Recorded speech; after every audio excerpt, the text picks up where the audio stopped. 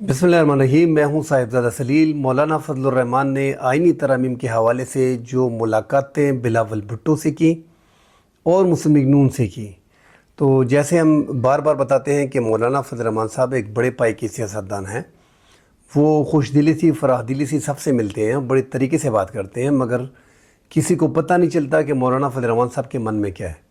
आज मौलाना फजल रहमान साहब ने जो हुकूमत की और पीपल्स पार्टी के साथ जो इत्तेफाक किया था, उसमें ज़रा ब्रेक डाउन आ गया है और वो मामला थोड़े रुक गए हैं। मुस्लिम लीग नून परेशान हो गई है क्योंकि मौलाना फजल रहमान साहब ने एक तो आइनी अदालत को की बजाय आइनी बेंच की बात चल रही थी और उस पर पीपल्स पार्टी को और नून लीग को एग्री कर दिया था। और जैसे ही इन दोनों को एग्री कर लिया था और बातें हो गई थी आगे, तो इनको उम्मीद थी कि आगे जाके मज़ीद बातें जो होंगी, जो मीटिंग्स होंगी, जो मुलाकातें होंगी, उसमें चीफ जस्टिस के हवाले से मामलात भी तय कर लेंगे। एक तो मौलाना फजल रहमान साहब ने तोसी मुद्दत मुलाजमत में तोसी की सख्त मुखालफत की है और जो सुप्रीम कोर्ट के चीफ जस्टिस के लिए तरीक़ाकार बताया गया है, उसके मुताबिक मौलाना फजल रहमान JUI की तरफ से जो बताया गया है कि 3 चीफ जस्टिस के लिए, जो सुप्रीम कोर्ट का चीफ जस्टिस होगा, उसके लिए 3 जो है नाम जाएंगे हुकूमत के पास। और हुकूमत ठीक है चीफ जस्टिस की जो है वो तकर्रुर करेगी, मगर उससे पहले जो है पार्लिमानी कमेटी, जो जुडिशल कमीशन कमेटी होगी, जिसके मेंबरान अभी हुकूमत के ज़्यादा हैं, फिर जो है 6 जो हैं वो जजेज़ होंगे और 7 जो हैं वो पार्लिमानी कमेटी के मेंबरान होंगे, मतलब नॉन जजेज़ होंगे। वो तय करेंगे और उसके बाद जो है वो आगे प्राइम मिनिस्टर के पास जाएगा और प्राइम मिनिस्टर जो है वो उसकी मंजूरी देगा चीफ जस्टिस की।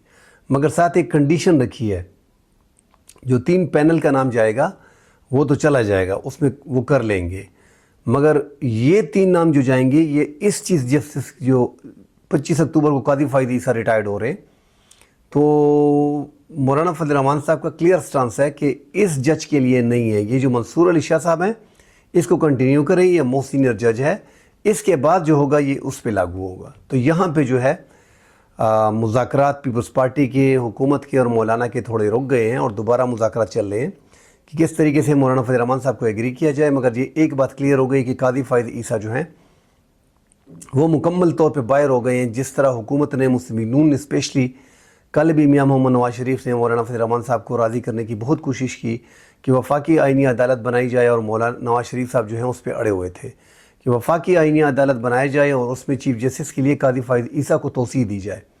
मगर मौलाना फजल रहमान साहब उस पर अड़ गए थे और वो बात नहीं मानी, बल्कि आइनी बेंच पे ही जोर दिया। और ये एक बात क्लियर है कि तहरीक इंसाफ के रहनुमा जो मौलाना फजल रहमान साहब से मुलाकात कर चुके थे, तो वो मौलाना फजल रहमान साहब के साथ एक चीज़ तय कर गए थे कि चीफ जस्टिस कादी फायद ईसा ना हो और आइनी अदालत ना हो, बेंच जो हम आपके साथ हैं। तो जो मौलाना फजल रहमान साहब के ये जो तजावीज़ उन्होंने दी हैं आइनी तरमीम के हवाले से, उसमें PTI मुकम्मल तौर पे मौलाना फजल रहमान साहब को सपोर्ट कर रही है, क्योंकि सारे सजेशन जो 2 बड़े हैं वो पाकिस्तान तहरीक इंसाफ के सजेशन को आगे लेके जा रहे हैं, मुसव्वदे में डाले हुए हैं और स्टैंड लिया है तहरीक इंसाफ के साथ खड़े होने का, ये ऐसा लग रहा है। अब हुकूमत हर हाल में, एक तो हुकूमत की ये बहुत बड़ी शिकस्त है कि वो आइनी तरमीम छुप छुपा के लेके आ रही थी, फिर लेके आ रही थी, फिर मौलाना से 3-4 मुलाकातें की और ऐसा लग रहा था कि मौलाना ख़ुद सरगर्म हो गए और मौलाना जो है वो पीपल्स पार्टी से मुज़ाकरात कर रहे थे, संजीदा हो गए थे, क्योंकि उनको कहा जा रहा था कि सऊदीया से उनको फ़ोन आया है, उनके ज़रिए उनको कंट्रोल किया गया है। मगर मौलाना साहब कंट्रोल में नहीं आ रहे। उनको पता है कि यही बेहतरीन टाइम है, वो हथौड़ा मारना जानते हैं कि कहाँ पे किस टाइम पे हथौड़ा मारना है। उनको पता है कि यही मेरी अहमियत के दिन है, क्योंकि 8 कौमी असम्बली के मेंबरान और 5 सेनेट के मेंबरान मौलाना फजल रहमान साहब के साथ हैं और ये बहुत बड़ी अक्सरियत है इस टाइम पे। तहरीक इंसाफ साइड पे है, हुकूमत के 210-211 मेंबरान हैं, जिसमें स्पीकर कौमी असम्बली वोट नहीं डालेगा, बाकी 210 बच के 8 मौलाना के कर लें तो 218-19 हो गए, और फिर भी 5-6 मेंबरान कौमी असम्बली की चाहिए। 224 में एक नंबर है कौमी असम्बली में 2/3 अक्सरियत के लिए। इसी तरह सेनेट में जो है 58-57 मेंबरान हैं हुकूमत के, और उसमें जो है इनको 64 का मैजिक नंबर है, 7 मेंबरान चाहिए वहाँ पे, 6-7 मेंबरान سینٹ کے چاہیے حکومت کو. مولانا صاحب کے ساتھ 5 ہیں. تو حکومت جو ہے, ایک تو قاضی فائد عیسیٰ نے جو سہولت فراہم کی تھی حکومت کو کہ 63A کی نظرثانی کے لیے نظرثانی انہوں نے منظور کر دی. 2 رہنماؤں نے اس سے پہلے خطاب کیا اسمبلی میں اور مختلف پریس کانفرنس میں کہ 63A نہیں ہونا چاہیے. قاضی صاحب کو اشارہ مل گیا اور قاضی صاحب نے 63A جو ہے اس کی نظرثانی 2 سال کے لیے پڑھا تھا, یہ کیس پڑھا تھا نظرثانی, اس کو منظور کرتے ہوئے حکومت کو فری ہیڈ دے کہ جاؤ تحریک انصاف کے بندے پکڑنے ہیں, ان کو کنونس کرنا ہے, ان کو جو ہے جو بھی کرنا ہے وہ کریں, ان سے ووٹ لیں. کیونکہ اس میں یہ تھا کہ وہ ووٹ ڈال کے نااہل ہو جاتا ہے, اگر وہاں پہ وہ ووٹ ڈالتا ہے تو ووٹ شمار نہیں ہوگا. جسٹس عمر عطا بندیال کی سربراہی میں جو 5 رکنی بینچ تھا جس میں جسٹس منیب اختر بھی تھے, 3-2 کی اکثریت سے فیصلہ ہوا تھا جو آئین میں تھا نہیں, جو ری رائٹ کیا گیا تھا, اور وہ بھی بہتری کے لیے ری رائٹ کیا گیا تھا کیونکہ ہم دیکھ رہے ہیں کہ وہ فیصلہ انتہائی اہم تھا. پہلے تھا کہ جو بندہ ووٹ ڈالے گا اس کا ووٹ شمار ہوگا, وہ نااہل ہوگا. اس 5 رکنی بینچ میں 3-2 کی اکثریت سے جو جسٹس منیب نے فیصلہ لکھا تھا اس میں یہ تھا کہ آپ نااہل بھی ہوں گے اور آپ کا ووٹ بھی شمار نہیں ہوگا. اب یہاں پہ نظرثانی 2 سال بعد قاضی فائد عیسیٰ نے اپنے ہم خیال بینچ بنا کے, اور جس کے لیے بڑی حکومت نے تقدو بھی کی کہ صدارتی آرڈیننس کو لایا کہ پریکٹس اینڈ پروسیجر ایکٹ میں قاضی صاحب کو جو ہے اکثریت دلائی گئی کمیٹی میں تاکہ وہ بینچ بنا سکیں. اس پہ بینچ بنایا گیا, اپنا ہم خیال بینچ بنا کے جسٹس منیب نے انکار بھی نہیں کیا, مگر اس کے اعتراضات تھے, وہ اعتراضات کے باوجود اس کو نہیں لیا گیا اور کنٹینیو کیا گیا, اور نظرثانی جو ہے وہ منظور کی گئی اور حکومت کے حق میں بڑا فیصلہ کیا گیا.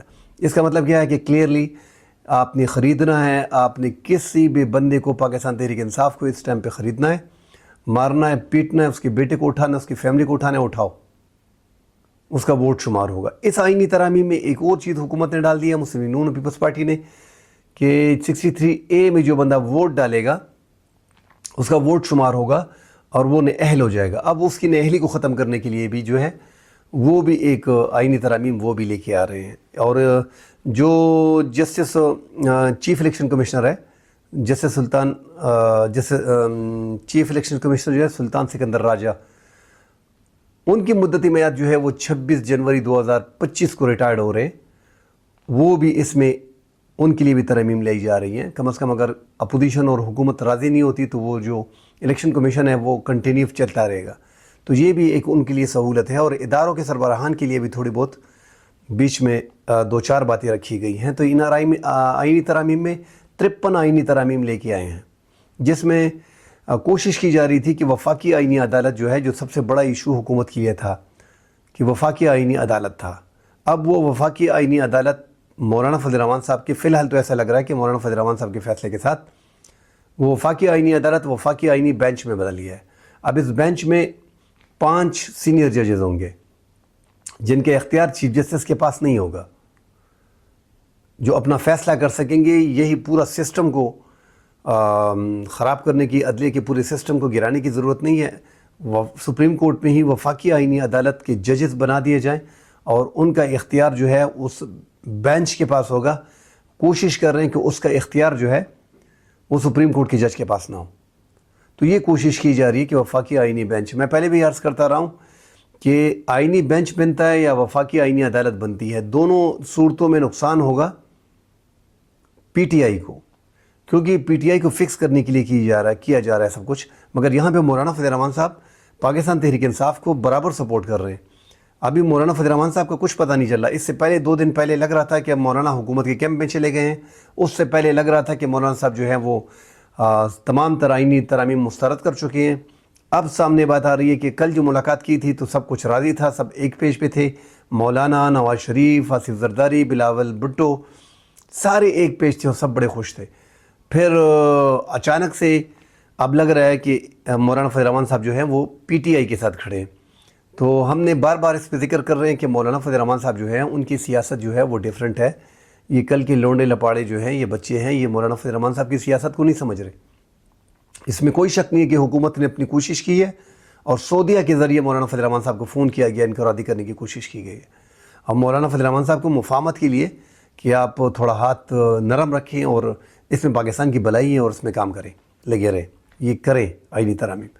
مگر مولانا فضل الرحمان صاحب چونکہ گراؤنڈ میں ہے, گراؤنڈ ریالٹی جانتے ہیں, پاکستان میں ہیں, وہ کر رہے ہیں، وہ گرم ہو گئے ہیں ان کے کہنے پہ، اور بلاول سے ملنے بھی چلے گئے ہیں۔ اس سے پہلے بلاول اور نواز شریف اور شہباز شریف مولانا صاحب کے در پہ آتے تھے۔ مولانا نے خود ایک کام شروع کر دیا، پھر بلاول بھٹو سے کراچی میں ملاقات کی، نواز شریف سے ان کے گھر پہ ملاقات کی، باقاعدہ ان پہ مذاکرات ہوئے، اس کے بعد آ کے اتفاق کیا، اس کے بعد آ کے اپنی سجیشن آگے کی ہیں۔ اس ٹائم پہ ان کی جو سجیشن ہے وہ پاکستان تحریک انصاف سپورٹ کر رہی ہے۔ اب دیکھتے ہیں کہ ججز کا ٹرم کنڈیشن کیا طریقہ کار یہ دوبارہ رکھتے ہیں، کس انداز میں یہ ججز کو اپوائنٹ کریں گے۔ اگر وہ اختیار وزیر اعظم کو دیتے ہیں، پارلیمانی کمیٹی کو دیتے ہیں، جوڈیشل کمیشن کو دیتے ہیں، کس طریقے سے جوڈیشل کمیشن کی جو کمیٹی ہے اس کو دیتے ہیں، کس انداز میں یہ آگے لے کے جائیں گے، سب سے بڑا سوال یہ ہے۔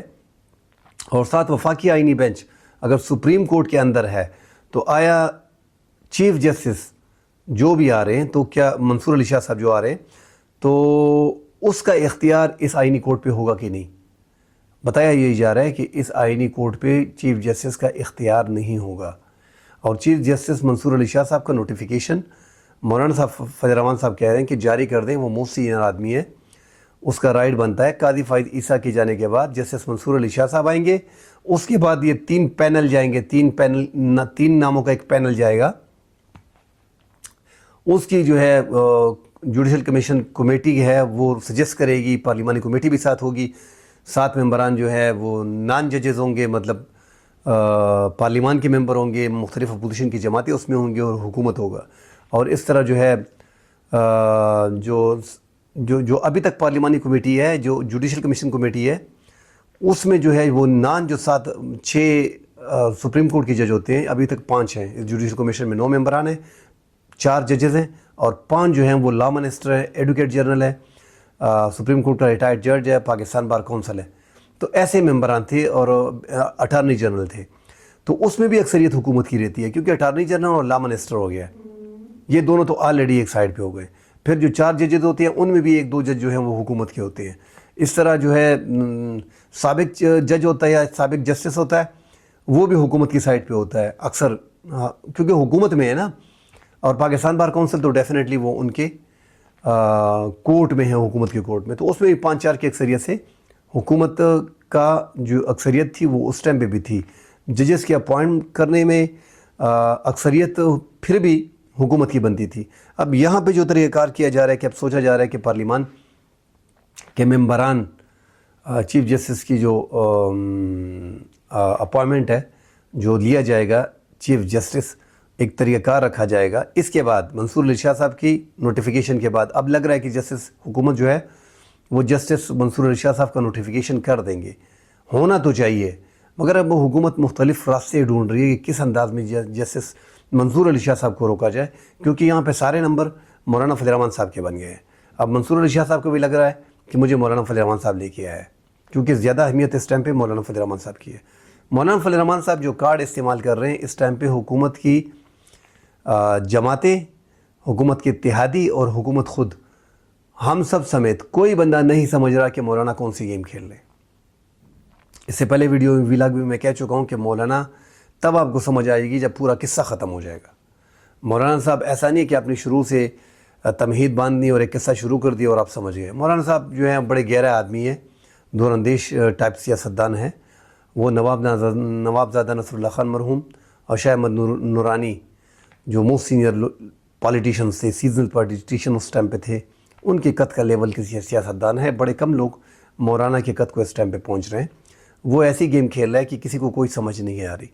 2 دن حکومت کی کیمپ میں ہوتا ہے، 2 دن پی ٹی آئی کی کیمپ میں ہوتا ہے، 2 دن اپوزیشن کے کیمپ میں ہوتا ہے، 2 دن جو ہے حکومت کی کیمپ میں ہوتا ہے۔ تو مولانا کا یہ سیاسی گر رہا ہے، اس کو اپنا آئیڈیا ہے کہ میں نے کرنا کیا ہے۔ اس بار جو وہ اس کو اپنی طاقت کا اندازہ ہے کہ میرے پاس جو اس ٹائم پہ طاقت ہے، یہ اگر چلی گئی مجھ سے تو اس کے بعد حکومت اس انداز سے مجھ سے نہیں ملے گی جو اب کا انداز ہے۔ اب مولانا فضل الرحمان صاحب کے ہاتھ میں طاقت ہے، 8 ممبران ہیں ان کے قومی اسمبلی کے، 5 ان کے سینیٹر ہیں۔ اس کے باوجود حکومت 63A جو قاضی صاحب نے ایک سہولت فراہم کی ہے، حکومت ان پہ جو ہے قومی اسمبلی کے ممبران کو اور سینیٹر کو ڈرا رہی ہے، پکڑ دکڑ کر رہی ہے، ان کی فیملیز کو اٹھایا جا رہا ہے کہ کسی طریقے سے 5-6 جو قاضی صاحب نے ایک ریلیف دیا 63A کے منظور کرنے کے بعد، تاکہ اس پہ لوگوں کو ڈرایا دھمکا کے ووٹ ڈالا جا سکے اور ہماری اکثریت پوری ہو جائے۔ اب یہاں پہ سوچنے کی بات ہے، اگر اب وفاقی آئینی عدالت یہاں پہ بنتی ہے تو اس سے حکومت کو فائدہ کیا ہے، حکومت کو بینیفٹ کیا ہے؟ ایک ہی فائدہ ہے کہ یہ جو بینچ بنے گا 5 رکنی یا 7 رکنی جو سپریم کورٹ کے اندر ہوگا، کہ اس میں اکثریت اگر حکومت فیل کرے کہ ہماری آ رہی ہے تو پھر کوشش کی جائے گی کہ چیف جسٹس کے پاس وہ اختیار نہ ہو. ان فیصلوں کے سیاسی آئینی فیصلوں کے اختیار جو ہے وہ چیف جسٹس سے لیا جا رہا ہے. تو ویسے بھی وکلاء ان چیزوں کو بھی نہیں مانیں گے وفاقی آئینی عدالت کو. اس کی وجہ یہ ہے کہ سپریم کورٹ کی پاور چیف جسٹس کے پاس ہوتی ہے اور وہ پاور لی جا رہی ہے. اس میں بھی مولانا فضل الرحمان صاحب کوشش کر رہے ہیں کہ پارلیمان کو جو ہے وہ اونچا مقام دیا جائے، اور کوشش کی جا رہی ہے کہ اداروں کا جو پاور ہے وہ کم سے کم اداروں کے پاس ہو. اب ہم بار بار کہتے ہیں کہ اصلاحات بڑی ضروری ہیں. آج مولانا فضل الرحمان صاحب نے اصلاحات کی بات بھی کی ہے. عدلیہ میں اصلاحات اس ٹائم پہ 139 نمبر پہ یہ بڑا آسان ہے. آسان کیسے کہ آپ اگر خلوصی دل سے ایک کام کرتے ہیں، یہ تو خلوصی دل سے نہیں ہو رہا نا، یہ تو ایک پارٹی کو فکس کرنے کے لیے ہو رہا ہے، عمران خان کو فکس کرنے کے لیے ہو رہا ہے کہ وہ جو ہیں سپریم کورٹ اور ہائی کورٹ کے ججز جو فیصلہ کر رہے ہیں اس سے ریلیف مل رہا ہے عمران خان کو. حالانکہ یہ نہیں دیکھ رہے ہیں کہ جو کیسز عمران خان پہ بنائے گئے ہیں سیاسی نوعیت کے ہیں، ان کے ثبوت اکٹھا کرنا پڑتا ہے، ایویڈنس نہیں ہوتے، اس میں ضمانت ہو جاتی ہے. جب آپ بھونڈے کیسز بناؤ گے تو اس میں عمران خان کی ضمانت ہی ہونی ہے، اور کیا ہونا ہے. تو کوشش کر رہے ہیں کہ وفاقی آئینی عدالت بنے یا کوڈ بنے. اگر آئینی عدالت بنتی ہے سپریم کورٹ کے اندر، وفاقی یہ اپنا آئینی کوڈ بناتے ہیں، تو آئینی کوڈ کا اختیار جو ہے وہ چیف جسٹس سے لے لیا جائے گا. کیونکہ حکومت نہیں چاہ رہی کہ منصور علی شاہ صاحب، جسٹس منصور علی شاہ صاحب یا اس کے بعد آنے والے چیف جسٹس جو ہیں جسٹس منیب اختر، یا ان کے بعد آنے والے چیف جسٹس ہیں جو فی الحال یہ طریقہ کار 175 اے کے تحت بات کر رہا ہوں. آگے جا کے اگر آئینی ترامیم آتی ہیں تو پھر تو بدل جائے گا. ہو سکتا ہے کہ یہ منصور علی شاہ صاحب کے بعد جو آئینی ترامیم اگر حکومت ایگری کرتی ہے تو مکمل طور پہ چینج ہو جائے گا. جسٹس منیب اختر کو نکال دیا جائے گا، جسٹس یحییٰ آفریدی وہ بھی سائڈ پہ میرے خیال میں ہو جائیں گے. آنے والے چیف جسٹس منصور علی شاہ صاحب کے بعد ٹارگٹ رکھا جائے گا جسٹس امین الدین کو، جو اس کی ابھی بھی کوشش ہو رہی ہے کہ قاضی صاحب کے جانے کے بعد ہمیں جسٹس امین الدین مل جائے تو ٹھیک ہے، وہ جج ہمارا چیف جسٹس رہے تو ہم کمفرٹیبل ہیں، کمفرٹیبل زون میں ہیں، ورنہ ہم نہیں ہیں. چیف جسٹس قاضی فائد عیسیٰ جن کے اپوائنمنٹ عمر عطا بندیال کے ٹائم میں جب وہ چیف جسٹس سے 3 مہینے پہلے کر دیا گیا تھا، مگر ابھی جو 9 دن 8 دن قاضی فائد عیسیٰ کے بچے ریٹائرمنٹ میں، اس کے باوجود جسٹس منصور علی شاہ صاحب کا ابھی تک نوٹیفیکیشن جاری نہیں ہوا. تو یہ حکومت کے ساتھ کس حد تک قاضی فائد عیسیٰ ملا ہوا تھا، اور کس قسم کا آپ پورا قاضی فائد عیسیٰ کا ٹینیور دیکھیں تو وہ P T I anti Imran تھا. اس نے 100% جو ہے کیسز عمران خان کے خلاف جو بینچ وہ بنائے اور خلاف فیصلے دیے، اور 110% گورنمنٹ کے حق میں گڈ ویل میں سارے فیصلے دیے. اس حکومت کو مضبوط کرنے میں قاضی فائد عیسیٰ نے جگہ جگہ پہ کوششیں کی. اس کی مین وجہ یہ ہے کہ یہ الیکشن جس انداز میں جیتا گیا ہے، 110 قومی اسمبلی کے ممبران جو ہیں اس ٹائم پہ فارم 47 پہ ہیں. قاضی صاحب نے فارم 45 کو ریجیکٹ کر کے ایک اپنے سماعت کے دوران کہا تھا کہ فارم 45 کوئی چیز نہیں ہے، بکسے اس ٹائم پہ پڑے ہیں، اس کے اندر ووٹ پڑا ہوا ہے. بکسے آپ نے الیکشن کمیشن کے پاس رکھے ہیں، آپ الیکشن کمیشن اور سرکار ملی ہوئی ہے. اب اس بکسوں میں 10,000 ووٹ آپ نے مزید تحریک انصاف کا مسترد کر دیا ہے، آپ اس پہ اعتبار کر رہے ہیں. اور فارم 45 جو جینون کاغذ ہے جس پہ پولنگ ایجنٹ سے لے کے آر او سے لے کے جتنے بھی کینڈیڈیٹ ہیں ان کے پولنگ ایجنٹ ان کے سائن ہوتے ہیں، اس سے جو ہے بڑا پروف نہیں ہوتا. مگر اس ٹائم پہ انصاف کی کرسی پہ، سب سے اعلیٰ کرسی پہ، سب سے بڑی کرسی پہ جو فائز بندہ ہے، فائز عیسیٰ جو فائز ہیں، وہ بالکل حکومت کی سائڈ لے رہے. تحریک انصاف کی حکومت 110 قومی اسمبلی کی نشستیں الیکشن ٹریبیونلز میں ہیں، اور الیکشن ٹریبیونلز کو کس انداز میں قاضی فائز عیسیٰ نے الیکشن کمیشن کی مان کے، حکومت کی مان کے، ان کے کہنے پہ ججز لگائے. جسٹس شہزاد جو سابق chief justice Lahore high court تھے، ان کے 8 ٹریبیونلز کے ججز کو 4 ججز کیا گیا. قاضی فائز عیسیٰ نے الیکشن کمیشن کو جسٹس عالیہ نیلم کے لیے بھیجا کہ آپ وہاں پہ جائیں اور ان کے ساتھ طے کریں، اور وہ طے ہوا اور 4 ججز کو ہٹا دیا. اب جو آرڈیننس کے ذریعے 4 ججز کو جو سپریم کورٹ کے ریٹائرڈ ججز ہوں گے یا ہائی کورٹس کے ریٹائرڈ جج ہوں گے ان کو اس کی جگہ پہ ڈال دیا جائے گا، اور 4 ان کی پسند پنجاب حکومت کے اور الیکشن کمیشن کے پسندیدہ ججز ہوں گے. تو انصاف کیسے ہوگا؟ ٹریبیونلز کیسے کام کریں گے؟ ڈیفینیٹلی حکومت کے حق میں کام کریں گے. تو یہ ساری فیسلٹیز جو ہے، یہ ساری سہولت کاری جو ہے، یہ قاضی فائد عیسیٰ نے فراہم کی. جاتے جاتے ایسا ہی لگ رہا ہے کہ جس طرح، بلکہ ان سے زیادہ لگ رہا ہے کہ جسٹس ثاقب نثار جو مشہور تھے کہ پی ٹی آئی کے لیے کر رہے تھے، اور جسٹس عمر عطا بندیال کے بارے میں بھی کہا جا رہا تھا کہ ان کی فیملی جو ہے ٹرمز ہیں ان کی پی ٹی آئی سے ریلیٹڈ ہے. مگر قاضی فائد عیسیٰ بڑا کھل کے آئے ہیں، فارورڈ کھیلے ہیں حکومت کے لیے، ہر محاذ پہ ایسے کھیلے ہیں جیسے وہ ایک سیاسی جماعت کا، مسلم لیگ نون کا کوئی وزیر بیٹھا ہے. اسی طرح حکومت کو ڈیفینڈ کیا ہے. کل انشاءاللہ اگلے پروگرام میں ملتے ہیں. اللہ حافظ.